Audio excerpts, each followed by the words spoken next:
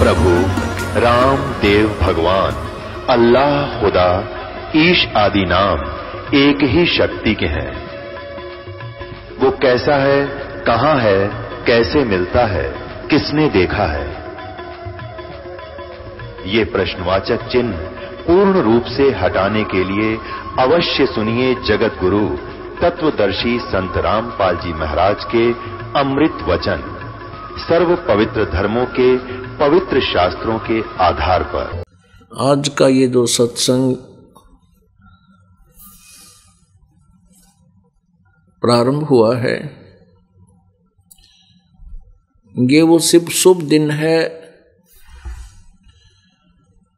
परमात्मा पूर्ण ब्रह्म सर्व सृष्टि के रचनहार, हम सभी जीवात्माओं के एकमात्र जनक हमारे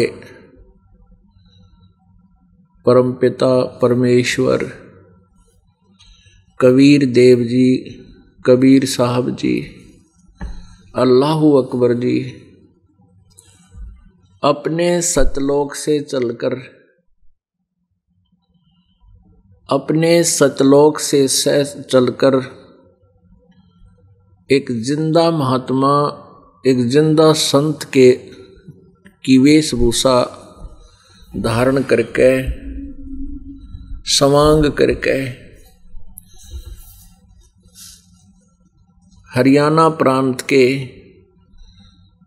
पुराना जिला रोहतक, वर्तमान में जिला झज्जर के गांव छुडानी में प्रकट हुए थे, वहां पर अवतरित हुए थे। जैसा कि आप जी ने दिन के सत्संग में, आज के सत्संग की, इस 4 दिवसीय सत्संग की भूमिका जो 2 घंटे में बनी, उसमें आप जी ने देखा कि हमारे सद्ग्रंथ, वो पवित्र शास्त्र जिनको हम सत्य ज्ञान युक्त मानते हैं, पवित्र 4 वेद, पवित्र श्रीमद् भगवत गीता जो कि 4 वेदों का सारांश है, उनमें परमेश्वर की महिमा वर्णित है, अंकित है। और ये वेद हजारों वर्ष पहले, वैसे तो लाखों वर्ष पहले के ये वेद, ये ज्ञान चलता आ रहा है। अब द्वापर युग में महर्षि व्यास जी ने, वेद व्यास जी ने इनको लिपिबद्ध किया, तो उस समय से ही इन सद्ग्रंथों में परमेश्वर की महिमा वर्णित है।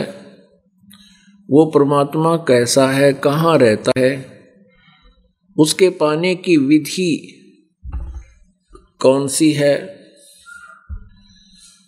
तत्वदर्शी संत कौन है, ये पहले से ही वेदों में वर्णित है। और उसी की जानकारी आप जी को आज सुबह के सत्संग में दी गई। ऋग्वेद मंडल नंबर 9 सूक्त नंबर 86 के मंत्र नंबर 26-27 में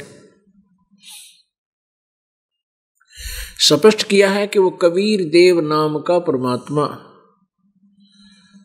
अपने वास्तविक स्वरूप को हल्का करके, सरल करके, क्योंकि परमेश्वर का वास्तविक शरीर सतलोक के अंदर बहुत तेजों में है। जैसे एक रोमकूप की इतनी शोभा है परमात्मा का, इतना प्रकाश है कि करोड़ सूर्य, करोड़ चंद्रमा मिला दे तो भी वो रोशनी फीकी रहे। तो इतना तेजों में शरीर युक्त यदि प्रभु यहाँ आ जाते तो हम चरम दृष्टि वाले जीव उनको बिल्कुल नहीं देख सकते, उल्लू की तरह हमारी आंखें बंद हो जाती। तो वो परमात्मा अपने स्वरूप को हल्का करके, अपने रूप को सरल करके, अपनी प्यारी आत्माओं को, अच्छी आत्माओं को मिलते हैं जो दृढ़ भक्त होते हैं। वो परमात्मा ध्रुवलोक के तीसरे भाग में विराजमान है, वहां एक देशीय है, वहां रहते हैं।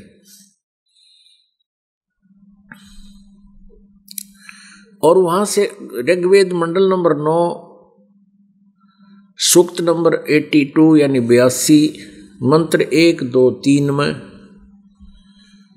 स्पष्ट किया है कि वो परमात्मा जो सबका उत्पादक है, सबका उत्पत्ति करता है, सर्व ब्रह्मांडों का रचनहार है, वो कबीर देव सद्गुणों युक्त है और वो राजा की तरह दर्शनीय है, देखने योग्य है, साकार है। और अपने स्थान से उस लोक से गति करके चलकर बिजली की तरह, जैसे आकाशीय बिजली आती है और वो फिर अपने सन्हे वाले स्थानों को आधार बनाकर वहां आती है, ऐसे ही वो अपने दृढ़ भक्तों को परमात्मा मिलता है। वो उपदेश देने की इच्छा से वो परमात्मा अपने सतलोक स्थान से गति करके वहां से चलकर यहां अपनी प्यारी आत्माओं को, दृढ़ भक्तों को मिलते हैं। और फिर वो ज्ञान से तृप्त करते हैं वो कबीर देव भगवान। ऋग्वेद मंडल नंबर 9 सूक्त नंबर 20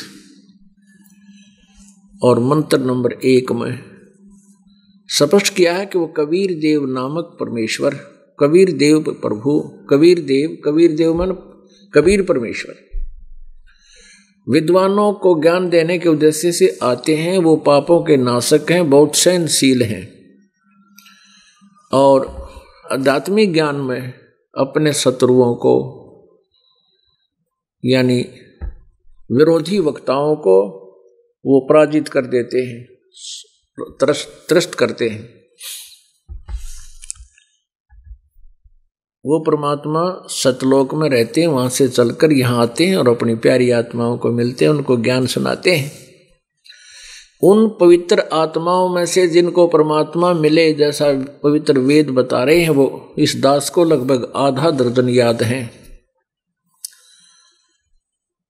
आदरणीय धर्मदास साहिब जी, आदरणीय महर्षि रामानंद साहिब जी, आदरणीय मलुक दास साहिब जी, आदरणीय दादू दास साहिब जी, आदरणीय नानक साहिब जी, आदरणीय घीसा दास साहिब जी, आदरणीय गरीबदास साहिब जी। आज जो ये सत्संग चल रहा है, ये आदरणीय गरीबदास साहिब जी को वो परमात्मा गांव छुड़ानी, जिला झज्जर, हरियाणा प्रांत, भारतवर्ष की पवित्र भूमि पर सतलोक से चलकर आकर उनको मिले थे। फाल्गुन सुदी द्वादशी, फागण उतरते की द्वास, यहाँ के हरियाणा की देसी भाषा में फाल्गुन सुदी द्वादशी, ये वो शुभ दिन है जिस दिन परमात्मा आए और अपनी उस प्यारी आत्मा, उस श्रेष्ठ आत्मा, श्रेष्ठ पुरुष गरीबदास जी दृढ़ भगत को मिले और उनकी आत्मा को सतलोक लेकर गए। वहाँ सारी सतिथि से परिचित करवाया, सभी भगवानों की सतिथि उनको से परिचित कराया, ब्रह्मा विष्णु महेश के लोक दिखाए, धर्मराज का लोक दिखाया, स्वर्ग और नरक के दर्शन कराए। सभी लोकों में से परमात्मा गरीबदास जी को घुमाते हुए सचखंड लेकर गए, सतलोक लेकर। उस पवित्र आत्मा गरीबदास साहिब जी ने परमेश्वर की महिमा आंखों देखा, वृंतांत अमृतवाणी में लिखवाया और उसी दिन से उन्होंने उस ज्ञान को बोलना शुरू कर दिया। आज थोड़ा सा विवरण सबसे पहले गरीबदास साहिब जी का आपको देंगे। पुण्यात्माओं, आज तक हमें भगवान की डेफिनेशन भी याद नहीं थी, परमात्मा की परिभाषा से भी हम परिचित नहीं थे। परमेश्वर ने स्वयं आकर के अपनी प्यारी आत्माओं को अपने विषय में जानकारी दी। फिर उन महान आत्माओं ने, श्रेष्ठ आत्माओं ने, वर्णनीय आत्माओं ने फिर परमात्मा को आंखों देखकर उनका साक्षात्कार करके और फिर अमृत वचन, अपनी वाणी रूपी एफिडेविट उन्होंने मानव समाज के लिए प्रस्तुत किए। गरीबदास साहिब जी कहते हैं, हमने देखा सो सच है और सकल प्रपंच। हमने जो देखा वो सत्य है, बाकी जो आपको ज्ञान है वो बिल्कुल व्यर्थ है। गरीबदास साहिब जी के विषय में जानकारी देते हैं। आदरणीय गरीबदास साहिब जी का जन्म जो है किसान परिवार में हुआ, एक जाट परिवार में। इनका धनखड़ गोत्र है। गरीबदास साहिब जी का मूल गांव करौथा है, जहां इस दास का आश्रम है। करौथा, जिला रोहतक। गरीबदास साहिब जी के पूज्य पिताजी का नाम श्री बलराम जी और पूज्य माता जी का नाम रानी देवी था। रानी छुरानी गांव की लड़की थी। रानी के कोई भाई नहीं था। वो श्री शिवलाल सिहाग की पुत्री थी और शिवलाल जी के बहुत ज्यादा जमीन थी। वर्तमान के लगभग 13-1400 एकड़ जमीन थी और पुराने 2500 बीघा जमीन थी। इतनी उनकी प्रॉपर्टी थी, जमीन थी, किसान परिवार था। शिवदयाल जी के कोई संतान नहीं थी, इसलिए उसने अपने दामाद बलराम जी को अपने घर पर वारिस रूप में रख लिया, जैसे यहाँ देसी भाषा में घर जमाई कहते हैं, और सभी प्रॉपर्टी को उनको थमा दिया, अर्थात अपनी पुत्री को सारी जमीन दे दी।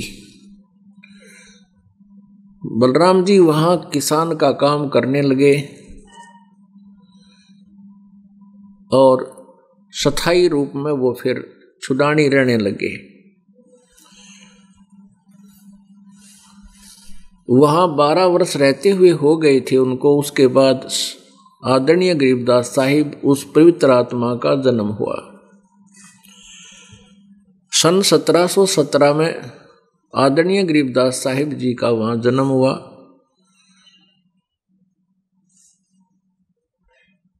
और 10 वर्ष के जब गरीबदास जी हो चुके थे बालक, किसान के कार्य को करते हुए जैसे बच्चों को पहले अपने ही गायों के को चराने के लिए, उनको चारा चराने के लिए जंगल में चारा चराने के लिए भेजा जाता था। पाली बोलते थे उनको, जैसे गवाले कहते हैं। जैसे श्री कृष्ण जी और भी ऐसे ही गायें घड़ी रखा करते थे, श्री कृष्ण जी भी गवाले थे।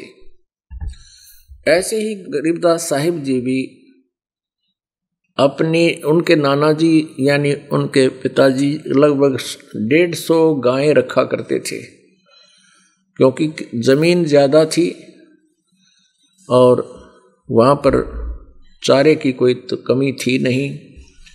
इस प्रकार इतनी गायें रखते थे, वही उनका पशुधन होता था। उनको बेच देते थे, घी आदि बनाते थे। ऐसे उनको गायों के बछड़ों को बेच देते थे। ऐसा अपना हर तरह से व्यवसाय भी किया करते थे। गरीबदास जी के साथ अन्य भी सहयोगी और किराए के पाली भी उनके साथ जाते थे। और कुछ एक ऐसे होते थे जो गांव के अपने किसान भी, जिनके थोड़ी जमीन होती थी, वो भी अपने गायों को उस बड़े जमींदार के साथ सहयोग से उन्हीं के खेतों में घास चराने के लिए उनसे मित्रता रखते थे और इकट्ठी ही गायें चराया करते थे। ऐसे लगभग 8-10 गोपाल गौओं के पाली, इंक्लूडिंग गरीबदास जी, खेतों में गांव कबलाना की एक सीमा लगती है, गांव छुडानी के गांव कबलाना की सीमा लगती है। उस कबलाना की सीमा की तरफ एक कच्चा रास्ता जाता था, अब वहां पक्की सड़क बन गई है। इस दास ने भी उस स्थान को कई बार देखा है, क्योंकि ये दास पहले अपने गुरुदेव जी के दर्शनार्थ छुडानी जाया करते थे। हमारा गुरुदेव जो है छुडानी जाते थे केवल समागम के दौरान, और वहाँ भोली आत्माओं को ज्ञान सुनाया करते थे, यथार्थ ज्ञान बताते थे। तो वहाँ वो स्थान जहाँ परमात्मा आए थे, सतलोक से चलकर आए थे, एक जिंदा महात्मा का रूप बना रखा था। जहाँ वो प्रकट हुए थे वहाँ आज भी एक यादगार बना रखी है। पूरा गांव इसका साक्षी है कि ये घटना ऐसी यहाँ घटी थी, जिसको ये दास अब आपको बताने जा रहा है।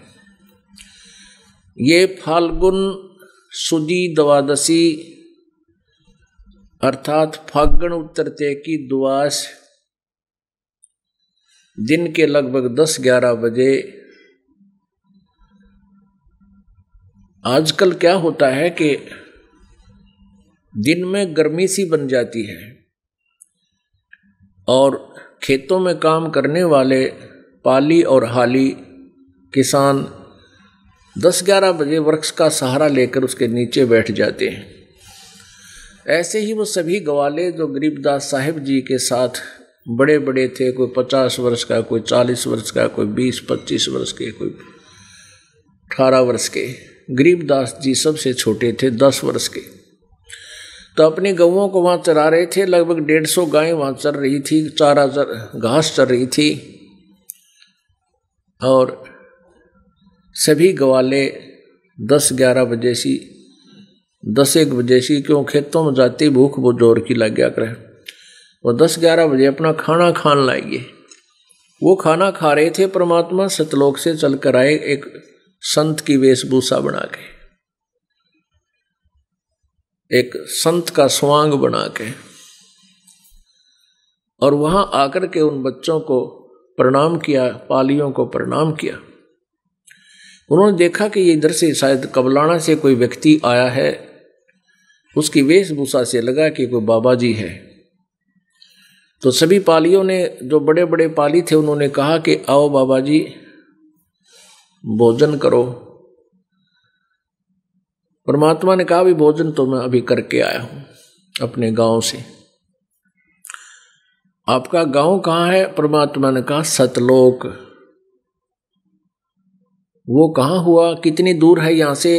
पालियों ने पूछा। परमेश्वर ने कहा वो 16 शंख कोस की दूरी पर है। पहले इतना कम्युनिकेशन था को नहीं, दूर के गांव से कोई परिचित था नहीं।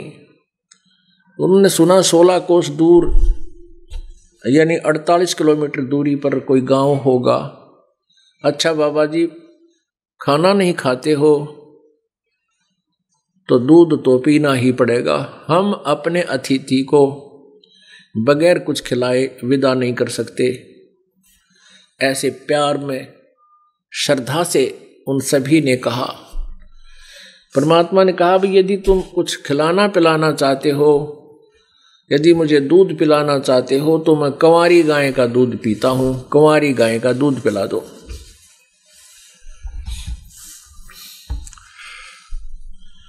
पुण्यात्मा वो सभी कहने लगे, वो जितने भी वहां उपस्थित बड़े बड़े पाली थे, चरवाहा थे, कहने लगे बाबा जी तेरी नीत दूध पीने की नहीं है, आप तो मजाक कर रहे हो। कुंवारी गाय कभी दूध देती है? परमेश्वर ने कहा भी देख लो,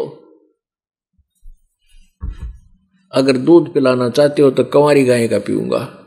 गरीबदास जी खड़े हुए 10 वर्ष के बालक, और उनकी एक प्रिय बछिया थी कंवारी गाय, दूध पीना छोड़ रखा था, लगभग 1 वर्ष की हो चुकी थी, 1.25 वर्ष की, और उसको पकड़ लाए और कहा देखो महाराज जी, इसको बच्चे तो है नहीं, ये दूध कैसे देगी, छोटे छोटे सतन हैं, जैसे बालक क्रिया बोलते हैं ऐसे।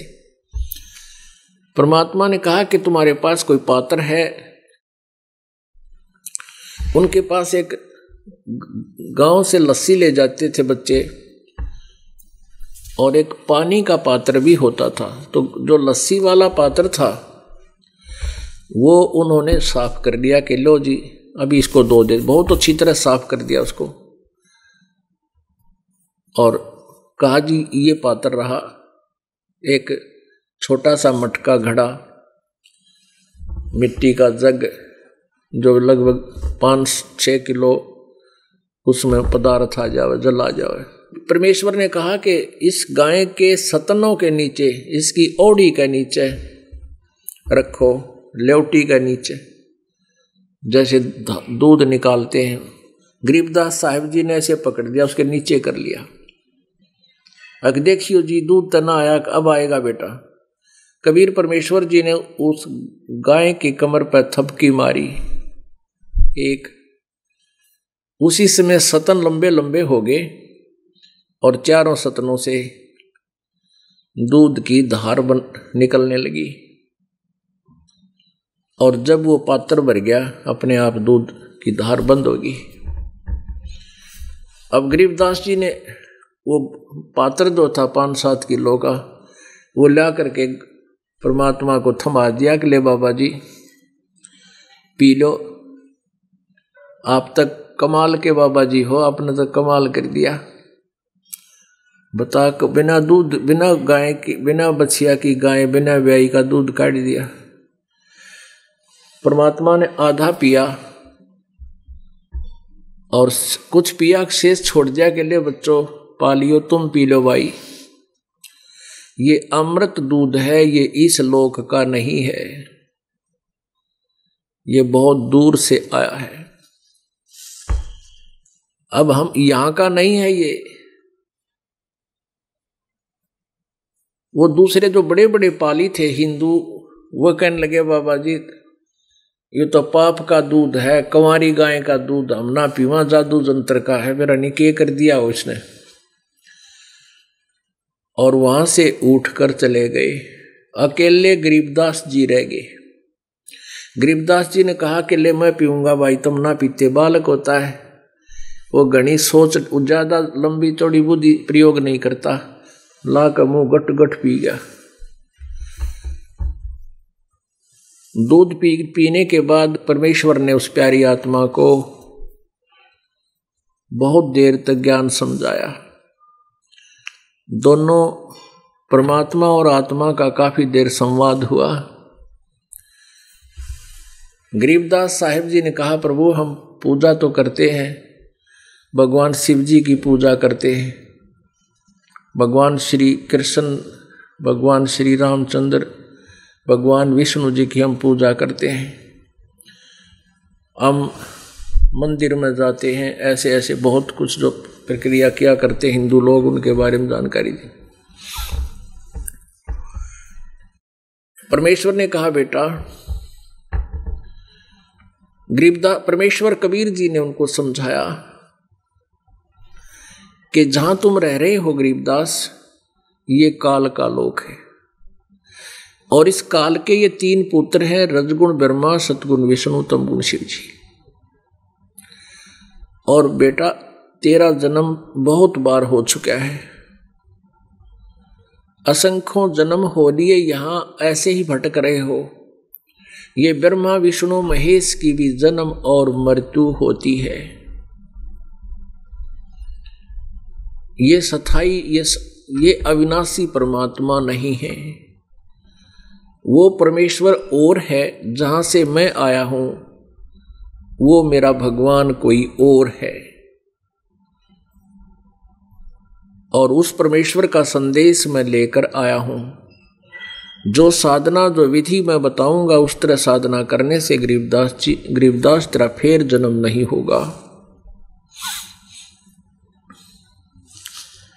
पुण्यात्माओं, ये आप जी और हम सब के साथ ही ऐसी बीतती है कि हमने अज्ञान घना सुन रखा है। और यदि कोई ये कहता है कि ब्रह्मा विष्णु महेश नासवान है तो स्वीकार करने को दिल नहीं करता।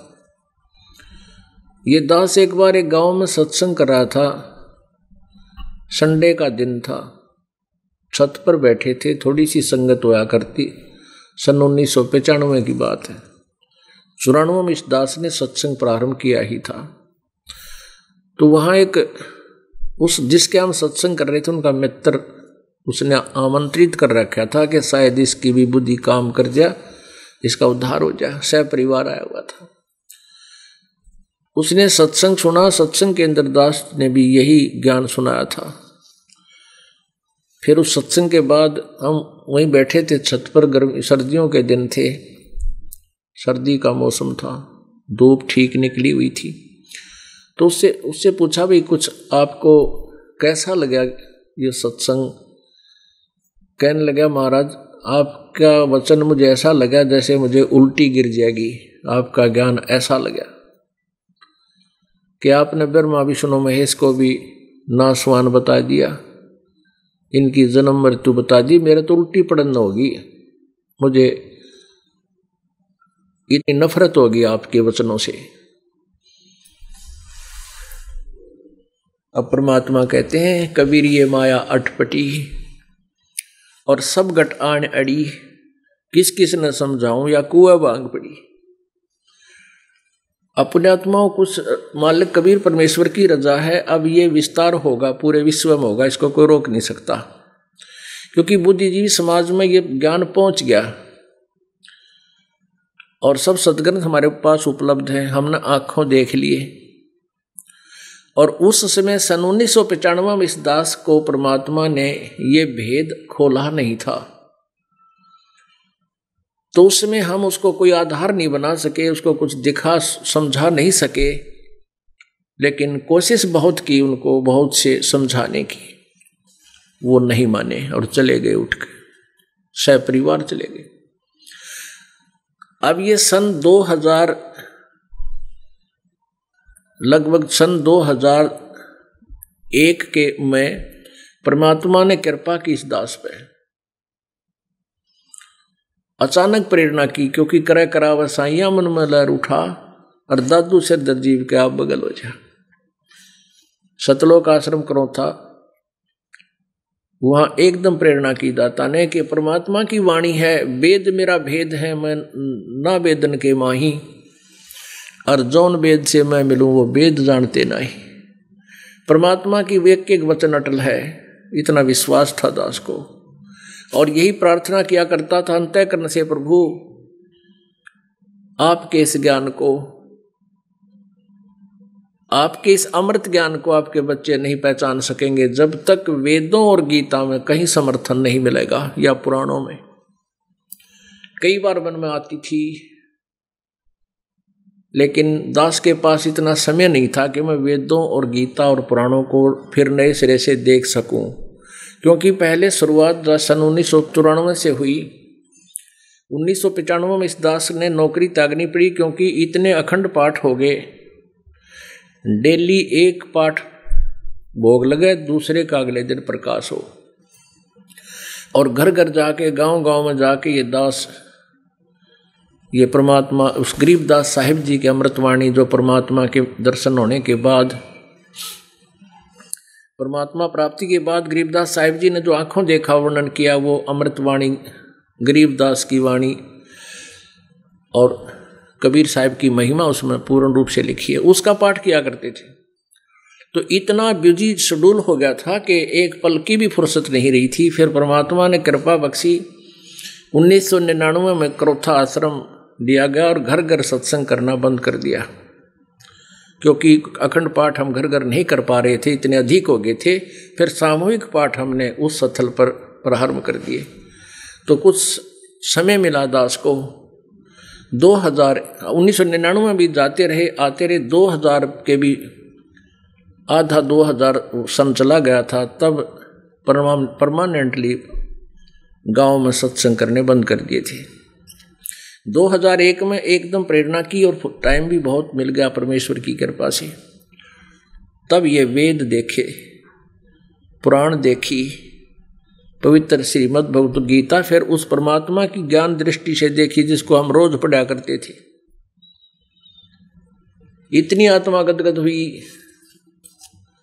मेरी खुशी का कोई ठिकाना नहीं रहा, इस दास की खुशी का कोई ठिकाना नहीं रहा। एक परमात्मा अब आपका संदेश आपके बच्चे स्वीकार करेंगे, रजा आपकी है मालिक, आपके बिना पत्ता नहीं हिल सकता। न वेदों को ये ऋषि महर्षि ब्रह्मा विष्णु महेश नहीं समझ सके, इस दास की कौन सी औकात थी जो कबीर परमात्मा की रजा बिना, गुरुदेव की मेहर बिना इन सदग्रंथों को समझ सके।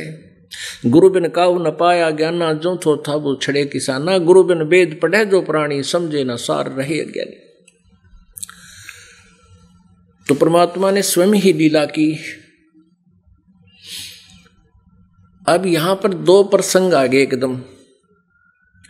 एक तो ब्रह्मा विष्णु महेश को ज्ञान नहीं वेदों का, और दूसरा ब्रह्मा विष्णु महेश नासवान। पुण्यात्माओं, जब तक ये हमारे पास या लालटेन नहीं थी, ये टॉर्च नहीं थी, तब तो को विरोध करने का बहुत अवसर इन अज्ञानी संतों को मिल जाता था।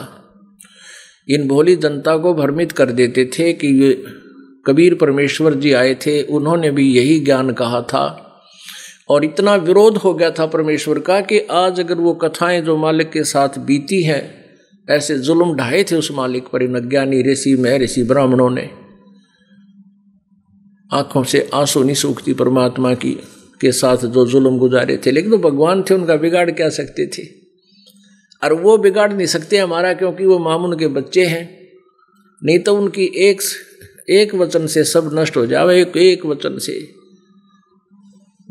ऐसे प्रबल शक्ति। लेकिन उनका पत्थर मारे, तेल के उबलते कढ़ाई, सरसों के तेल के कढ़ाई में डाल दिए, कुएं में जेरे में घेर कर पत्थर डाल दिए, और लठ मारे, पत्थर मारे, गंगा में डुबोने की चेष्टा की। मालिक ने कभी किसी को बद्दुआ नहीं दी, किसी को सताया नहीं।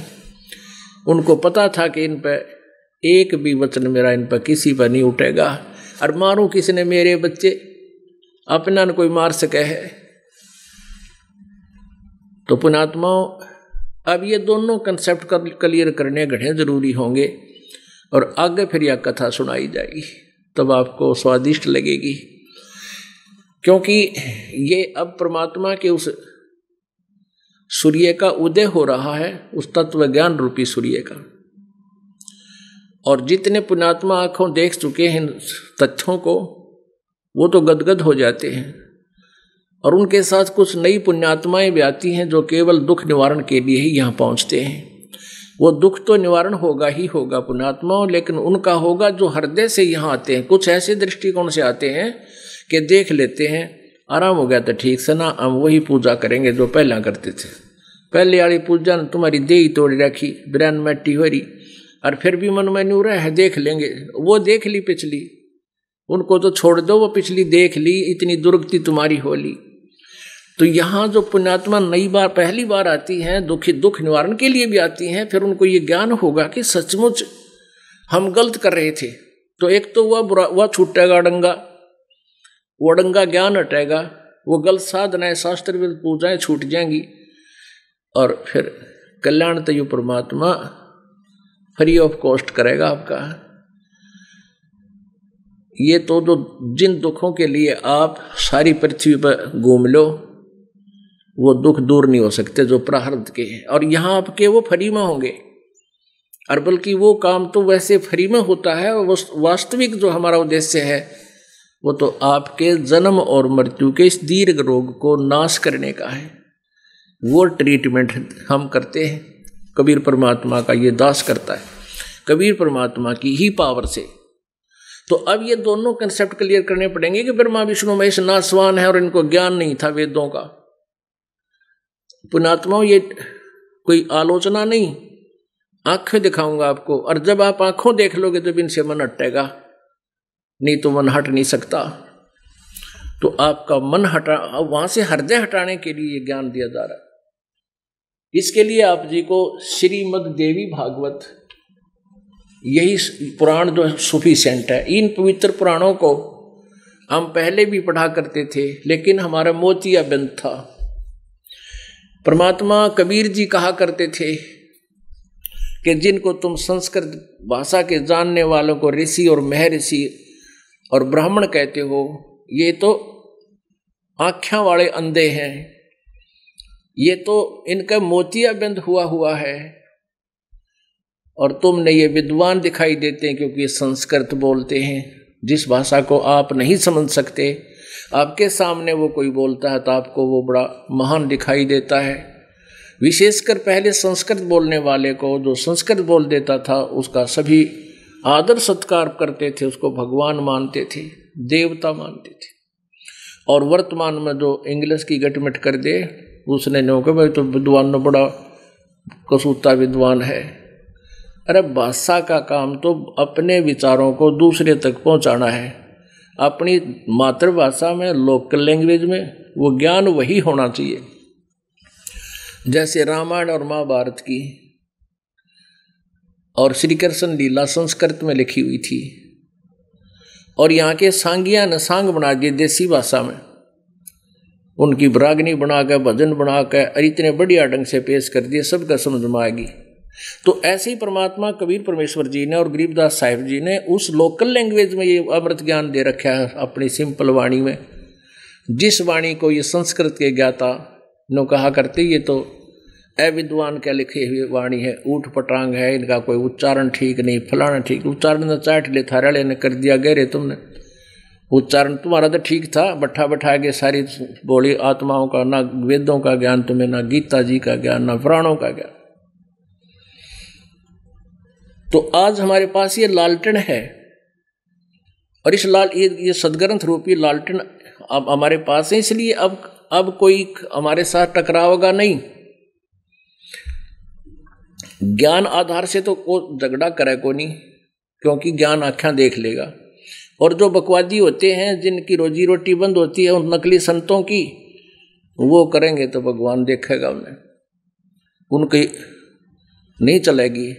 और अब जैसे एक अंधा था और लालटेन लिए जा था अंधेरे में, रात्रि में,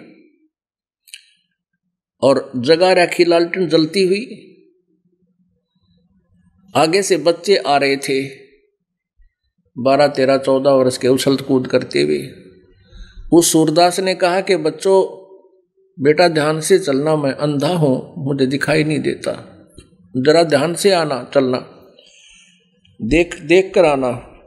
वो बच्चे उस बाबा जी उस अंधे के चारों तरफ खड़े हो गए और कहने लगे, बाबा जी आपको दिखाई नहीं देता? हकना बेटा मैं अंधा हूं।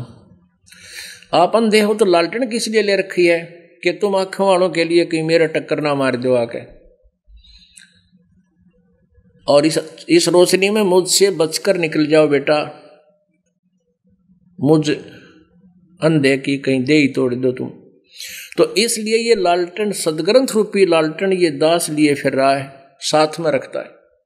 और इन लालटेन के रोशनी में जो बुद्धिमान होते हैं, जिनको एक बार लगता है कि ये गलत बता रहा है, ये लालटेन दिखाते ही वो मान जाते हैं, और फिर इतने खुश होते हैं कि हो हमारे आँखें खोल दी, हमारा तो उद्धार हो गया, हम तो भटक रहे थे, पता नहीं, रोते आते हैं अब तो बेचारे, आंखों में आंसू नहीं सूखते उन पुण्यात्माओं के। एक भक्त आते हैं, एक तो आज ही आया था, कल आया था जी, मैं तो आपकी पुस्तक पढ़ी और ये पुस्तक से सब मेल किया, सभी सदग्रंथ मिलाए, उसी दिन से चल पड़ा, मैं सब जगह लूट लिया, पिट लिया, और मेरे घर में भी कई मौत हो ली है, और बहुत बुरा हाल हमारा हो रहा है। पहले भी कई, राधा स्वामी में भी 20 साल खो दिए, उसके बाद फिर और भी बताओ था, कई यहाँ जय गुरुदेव में गया, फिर और, क्यों जब तक जीव को कहीं समाधान नहीं मिलेगा, जैसे रोगी आदमी होता है व्यक्ति, जब तक उसका रोग नहीं कटेगा वो कहीं ना कहीं अपना प्रयत्न जारी रखेगा। तो ऐसे ही ये पुण्यात्माएं भटक रही थी। अब आते हैं भगवान के दरबार में, गदगद हो जाते हैं। अब पहले आपको दिखाते हैं कि ब्रह्मा विष्णु महेश नासवान हैं। देखिएगा श्रीमद् देवी भागवत अर्थात दुर्गा पुराण, देवी पुराण, ये गीता प्रेस गोरखपुर से प्रकाशित है। इसका कौन है संपादक? संक्षिप्त श्रीमद् देवी भागवत सचित्र मोटा टाइप केवल हिंदी। संपादक हनुमान प्रसाद पोदार, चिमनलाल गोस्वामी। और ये गीता प्रेस गोरखपुर।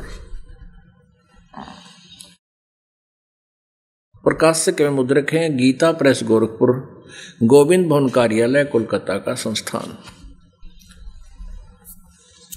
अब सबसे पहले 123 पृष्ठ तीसरा सकंद आपके रूबरू कराते हैं इस पवित्र पुराण का।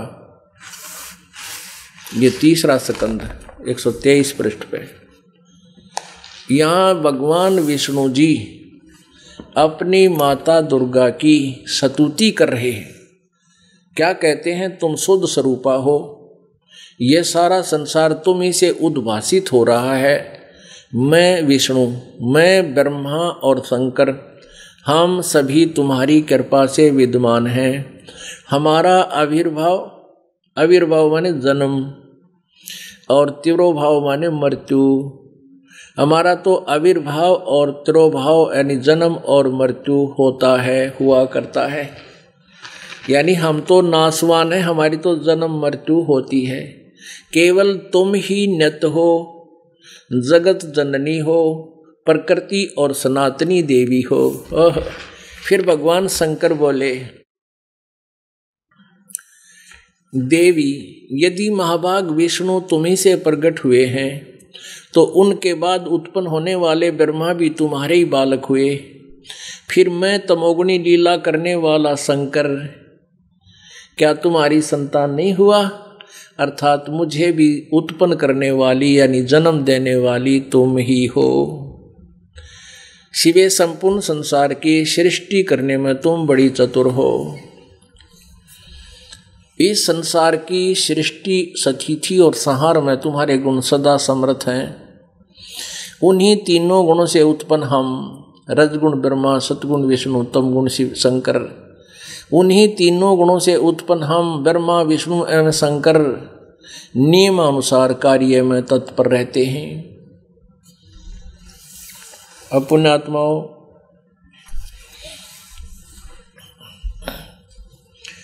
एक तो ये कंसेप्ट क्लियर, इसमें 4 कंसेप्ट क्लियर हो गए। नंबर 1, ब्रह्मा विष्णु महेश नासवान है, इनकी जन्म मृत्यु होती है, अविनाशी नहीं है। नंबर 2, दुर्गा इनकी माता है। नंबर 3, रजगुण ब्रह्मा है, सतगुण विष्णु, तमगुण शिव जी। और नंबर 4, ये केवल किया हुआ कर्म ही आप जी को दे सकते हैं। जैसा कर्म कोई करेगा वैसा ही फल देंगे, इसमें कोई परिवर्तन नहीं कर सकते। ये केवल नियमित कार्य ही करते हैं जो इनको आदेश इनके पिता काल से होता है। एक तो ये कंसेप्ट क्लियर हो गया कि ब्रह्मा विष्णु महेश नासवान है। एक प्रसन्न वाचक वाणी है परमेश्वर की। गरीबदास साहिब जी कबीर जी से परिचित होने के उपरांत उन्होंने स्थान स्थान पर ऐसा बोला था। परमात्मा कबीर जी भी ऐसे ही कहते थे, कौन ब्रह्मा का पिता है, कौन विष्णु की माँ, शंकर का दादा कौन है, हमको देवो बताए। अब पुण्यात्मा ऐसे प्रसन्न परमात्मा किया करते थे कबीर साहब भी, और गरीबदास जी भी जब उनसे सृष्टि रचना से परिचित हो गए थे तब वो भी ये एक ही प्रश्न करते थे, और किसी भी विद्वान को इसका जवाब नहीं था, आज तक नहीं था, जब तक इस दास ने ये कबीर परमात्मा की कृपा से ज्ञान आपके समक्ष नहीं किया है। उससे पहले हमारे सदग्रंथों में विद्वान ज्ञान हमें प्राप्त नहीं था। अब पहले एक कंसेप्ट और क्लियर करते हैं कि ब्रह्मा विष्णु महेश को वेद ज्ञान नहीं था,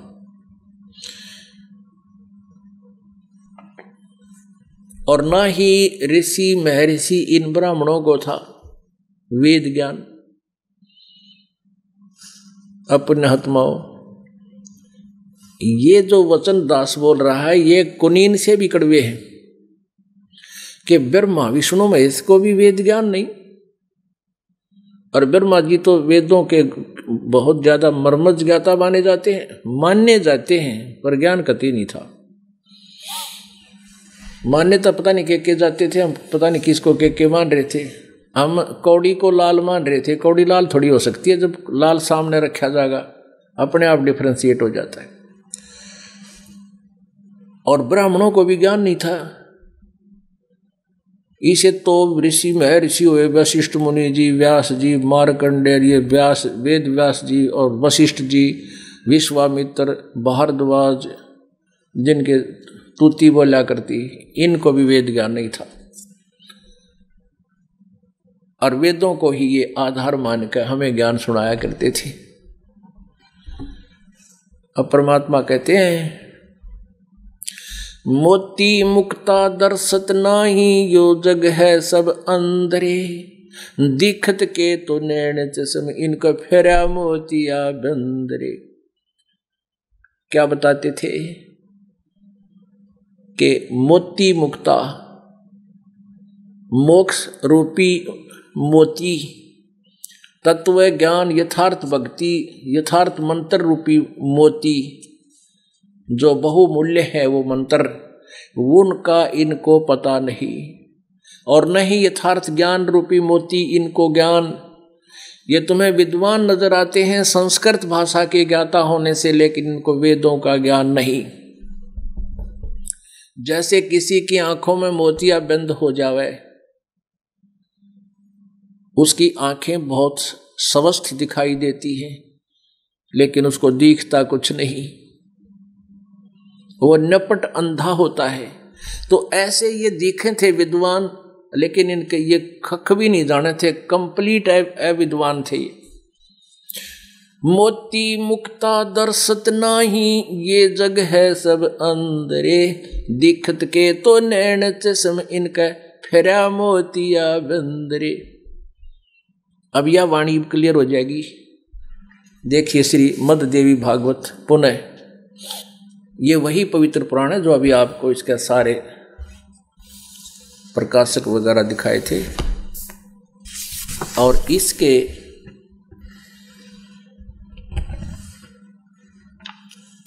28-29 पृष्ठ पे आपको दिखाते हैं ब्रह्मा विष्णु जी का, नारद जी का और व्यास जी का ज्ञान कैसा था, उनको वेदों का कितना ज्ञान था। पहला सकंद प्रश्न नंबर 28 पे, ये नारद जी और व्यास जी का संवाद है। व्यास जी ने नारद जी से पूछा, व्यास जी ने नारद जी से पूछा, और नारद जी फिर के वचन सुना रहे हैं। नारद जी ने कहा महाभाग व्यास जी, तुम इस विषय में जो पूछ रहे हो, ठीक यही प्रश्न मेरे पिताजी ने भगवान श्री हरि से किया था। देवा अधिदेव भगवान जगत के स्वामी हैं। ये विष्णु जी की महिमा के पुलबंद है नारद जी। लक्ष्मी जी उनकी सेवा में उपस्थित रहती हैं, दिव्य कौस्तुमणि उनकी शोभा बढ़ाती है। वे शंख चक्र और गदा लिए रहते हैं, पीतांबर धारण करते हैं, 4 भुजाएं हैं, वक्ष स्थल पर श्री वत्स का चिन्ह चमकता रहता है। वे चराचर जगत के आश्रय दाता हैं। अब नारद जी कहे विष्णु सर्वे सवा हैं, और वो जगत गुरु यानी सबको ज्ञान देने वाले एवं देवताओं के भी देवता यानी परमेश्वर। नारद जी कह रहा है व्यास को, जो राइटर व्यास जी हैं, writer of Purana, writer of Veda, writer of Shrimad Bhagavad Gita, उसको नारद बता रहा है। और नारद से सुनकर फिर इसने ये लिखे हैं, ऐसे जगत प्रभु भगवान श्री हरि महान तप कर रहे थे, विष्णु जी महान तप कर रहे थे, उनकी समाधि लगी थी। यह देखकर मेरे पिताजी ब्रह्मा जी को बड़ा आश्चर्य हुआ। अतः ब्रह्मा जी ने, अतः उन्होंने उनसे जानने की इच्छा प्रकट की। ब्रह्मा जी ने विष्णु जी से पूछा, ब्रह्मा जी ने पूछा, प्रभु आप देवताओं के भी अध्यक्ष, आप देवताओं के अध्यक्ष, जगत के स्वामी, भूत भविष्य एवं वर्तमान सभी जीवों के एकमात्र शासक हैं। भगवान फिर आप क्यों तपस्या कर रहे हैं? ब्रह्मा कह रहा है विष्णु जी के, तुम ही सर्वेसवा हो, फिर आप भी भक्ति कर रहे, आप तपस्या क्यों कर रहे हो? और किस भगवान की, किस देवता की आराधना में ध्यान मगन है? मुझे असीम आश्चर्य तो यह हो रहा है कि आप देवेश्वर एवं सारे संसार के शासक होते हुए भी समाधि लगाए बैठे हैं। अब श्री विष्णु जी के बोल सुनना, वचन। ब्रह्मा जी के विनीत वचन सुनकर भगवान श्री हरि ने, ये पहला सकंद और 28-29 पृष्ठ आप जी स्वयं पढ़ रहे हैं। श्री हरि उनसे कहने लगे, ब्रह्मन सावधान होकर सुनो, मैं अपने मन का विचार व्यक्त करता हूँ। देवता, दानव और मानव सब यही जानते हैं, तुम सृष्टि करते हो, मैं पालन करता हूँ और संकर संहार किया करते हैं, किंतु फिर भी वेद के पारगामी पुरुष अपनी युक्ति से यह सिद्ध करते हैं कि रचने, पालने और संहार करने की यह योग्यता जो हमें मिली है, उसकी अधिष्ठात्री शक्ति देवी है, दुर्गा है। वे कहते सृष्टि करने के लिए तुम राजसी शक्ति का संचार हुआ है, मुझ में सात्विक शक्ति मिली है और रुद्र में तामसी शक्ति का आविर्भाव हुआ है। अब यहाँ ये भी सिद्ध हो गया कि रजगुण ब्रह्मा, सतगुण विष्णु और तमगुण शिव जी हैं। आगे देखना, सुवर्त प्रत्यक्ष और परोक्ष दोनों उदाहरण मैं तुम्हारे सामने रखता हूं, सुनो। यह निश्चित बात है कि उस शक्ति के अधीन होकर ही मैं प्रलय काल में इस शेष नाग की सैया पर सोता और सृष्टि करने का अवसर आते ही जाग जाता हूँ। मैं सदा तप करने में लगा रहता हूँ, उस शक्ति के शासन से कभी मुक्त नहीं रह सकता। कभी अवसर मिला तो लक्ष्मी के साथ सुखपूर्वक समय बिताने का सौभाग्य प्राप्त होता है। मैं कभी तो दानवों के साथ युद्ध करता हूँ। अखिल जगत को भय पहुंचाने वाले दैत्यों के विकराल शरीरों को शांत करना मेरा परम कर्तव्य हो जाता है। और देखना, यहाँ तोड़ पाट दिया, अंत कर दिया अपने ज्ञान का, कलम तोड़ दी विष्णु जी ने। मुझे सब प्रकार से शक्ति के यानी दुर्गा के अधीन होकर रहना पड़ता है। उन्हीं भगवती शक्ति का मैं निरंतर ध्यान किया करता हूँ। ब्रह्मा जी, मेरी जानकारी में इन भगवती शक्ति से बढ़कर दूसरे कोई देवता नहीं। अब तोड़ पाट दिया कि मेरे आध्यात्मिक ज्ञान में जो मुझे ज्ञान है, इस दुर्गा से ऊपर कोई भगवान मैं नहीं मानता।